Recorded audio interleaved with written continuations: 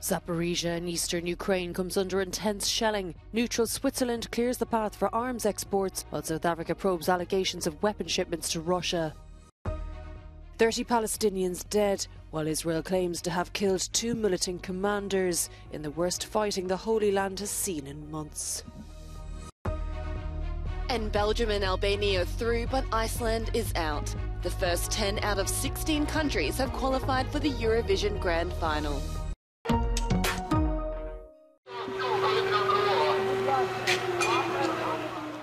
The sound of anti-aircraft sirens ring out in Zaporizhia.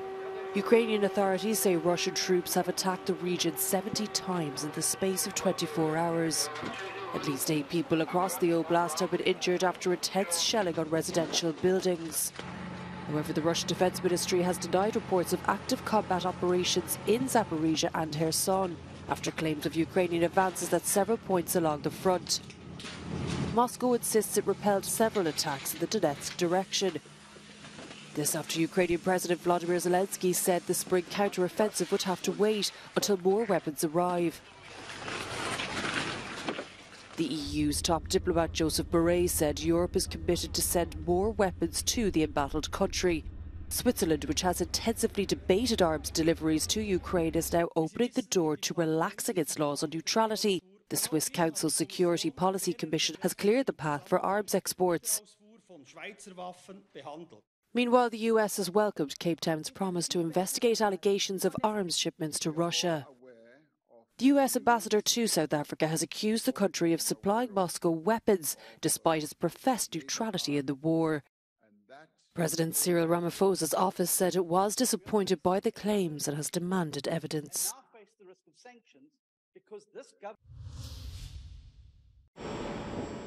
Thousands of migrants gathered at the US-Mexico border on Thursday night ahead of the midnight expiry of Title 42, a rule implemented by Donald Trump during the pandemic. It allowed for immediate deportations of migrants who crossed the border irregularly.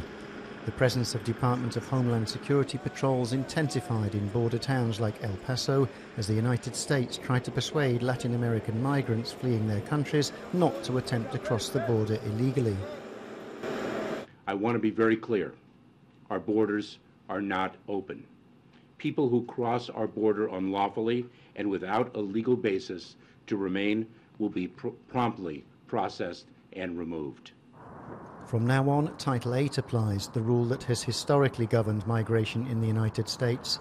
But in addition, President Joe Biden's administration has announced new measures further restricting irregular access to asylum seekers. But House Republicans are pushing for a tougher line, and on Thursday passed a sweeping bill to build more US-Mexico border wall and impose new restrictions on asylum seekers. Motion to reconsider is laid on the table.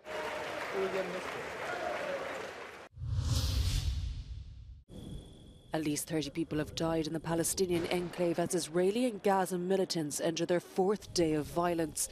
It's the worst escalation the warring sides have seen in months. 1 man was killed when a rocket fired from Gaza hit a building in the central Israeli city of Rehovot, the first fatality in Israel since the counter-terrorism operation began. 10 Palestinian civilians were killed in attacks the UN have called unacceptable. What we want to see is a halt to the fighting. We are concerned about, deeply concerned and condemn all the civilian deaths that we're seeing, and it's important for all the parties involved to respect international law. Israel claims to have killed 2 Palestinian militant commanders, Ali Hurali and Ahmed Abdu Dacha, top leaders from the armed wing of the Palestinian Islamic jihadists and the Al-Quds. Fighting continued on Thursday night despite Egyptian efforts to broker a ceasefire. Pakistan's former Prime Minister Imran Khan has been freed by a high court in Islamabad following his arrest on corruption charges earlier this week. It follows Tuesday's Supreme Court ruling that, under the circumstances in which it happened, his detention was illegal. Khan was granted bail for 2 weeks, after which he is expected to appear in court again as part of the ongoing case. His release was celebrated by supporters across the country, though there were still some clashes with police of the kind sparked by his arrest. Khan was seized by police as he arrived at the High Court on Tuesday for a hearing in the ongoing case against him. Scuffles broke out as he was being detained and there were violent clashes across the country.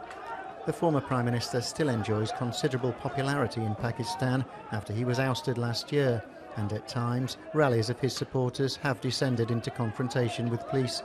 He denies multiple charges of corruption.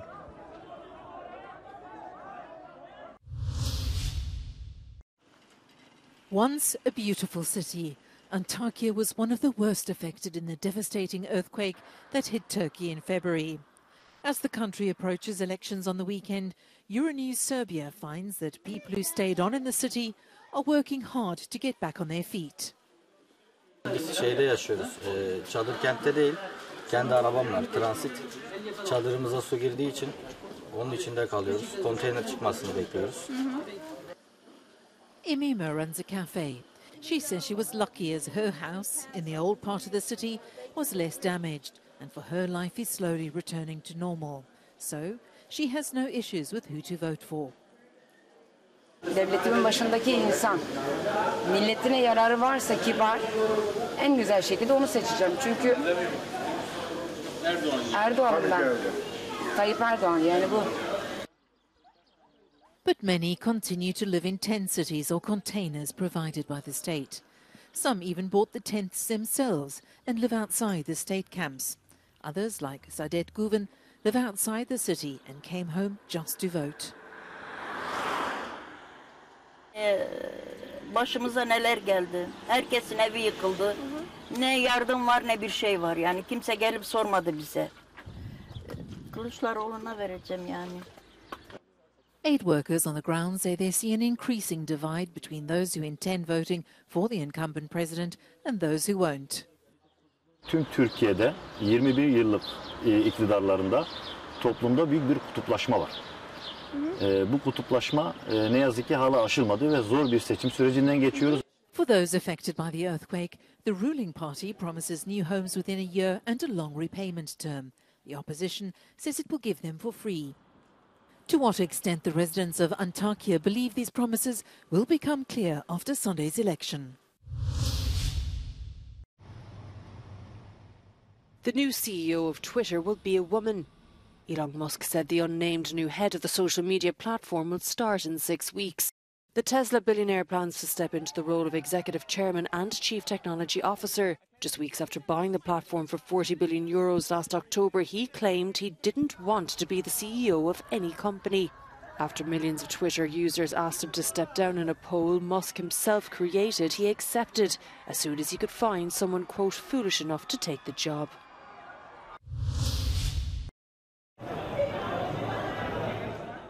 Almost 500,000 young people in Greece have the right to vote for the first time. This generation differs in many ways from previous ones, but also inherits the difficulties left behind by a decade of financial crisis and the coronavirus pandemic. Analysts believe the youth vote could significantly influence the results of the May 21st election. 440.000 παιδιά, δηλαδή μισό εκατομμύριο πολίτες, είναι εγγεγραμμένοι στους εκλογικούς καταλόγους. Σε αυτές τις εθνικές εκλογές καλούνται να ψηφίσουν για πρώτη φορά. Polls currently show a small lead for the centre-right over the left-wing bloc, but what do young people think? Πρώτη φορά φέτος θα ψηφίσω. Συζητάμε και με τους γονείς, πού θα επιλέξουμε, τι θα κάνουμε, τι μας συμφέρει, τι δεν μας συμφέρει. Με κριτήριο ποιο κόμμα θα έχει καλύτερο πρόγραμμα στην οικονομία και στην παιδεία. Που είναι από τα βασικά πράγματα για τα οποία πρέπει όλοι να ψηφίζουμε και για τα οποία πρέπει να αγωνιζόμαστε βασικά αυτό. Θα ψηφίσω με δικό μου κριτήριο και έχοντας ψάξει χρόνια και έχοντας κάνει σκέψεις. Έχει ξεκινήσει ήδη η χώρα να έχει μια ανάκαμψη. Θέλουμε να συνεχίσει και θα κάνουμε, πιστεύω ότι γενικότερα οι νέοι πρέπει να συμμετάσχουν σε αυτές τις εκλογές, διότι είναι το μέλλον της χώρας. Πρέπει το μέλλον αυτό να το έχουν, να πάρουν την κατάσταση στα χέρια τους. Πρώτη φορά φέτος θα ψηφίσω για το συμφέρον της χώρας. Πιστεύω ότι αυτή τη στιγμή η χώρα έχει δείξει μια τεράστια ανάκαμψη επί Νέα Δημοκρατία. Παρ' όλα αυτά, το συμφέρον αυτή τη στιγμή θεωρώ ότι είναι να έχει σταθερή κυβέρνηση. Δεν έχει να κάνει με τα προσωπικά κριτήρια αυτό και ότι θα ψηφίσω και αυτά. Είναι όμως πιστεύω το ιδανικό για τη χώρα. Ναι, θα ψηφίσω εθνικές εκλογές. Δεν ξέρω με τι κριτήρια ακόμα, γιατί δεν έχω ενημερωθεί και τόσο πολύ γενικά. Η ψήφος των νέων θεωρείται ως η πιο αχαρτογράφητη για τα πολιτικά κόμματα. Γι' αυτό και οι πολιτικές παρατάξεις επιδιώκουν μέσω των social media και νεανικών εκφράσεων να τους προσελκύσουν. Από την Αθήνα για το Euronews, Γιώργος Δημητρόπουλος. Let the Eurovision Song Contest second semi-final begin! The stage is now set for the grand final of the Eurovision Song Contest in Liverpool on Saturday. Thursday night saw Armenia, Estonia, Belgium, Cyprus, Poland, Slovenia, Austria, Albania, Lithuania and Australia earn their place alongside the 10 winners of the first semi-final.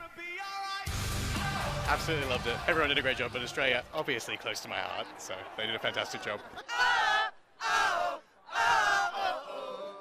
The 20 acts which have qualified in the semi-finals will also be joined by last year's winners Ukraine and the Big Five.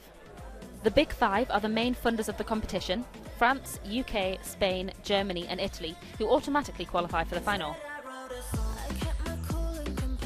And the big question is, who is going to win this year's Eurovision Song Contest? Moldova, definitely Moldova. I love like the show and I love the music. It's very different. Yeah, my style.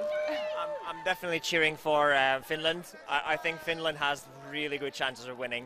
We are supporting Ukraine because we wanted to see Eurovision in Ukraine because that would mean that the war is over and that would be amazing. That's the meaning.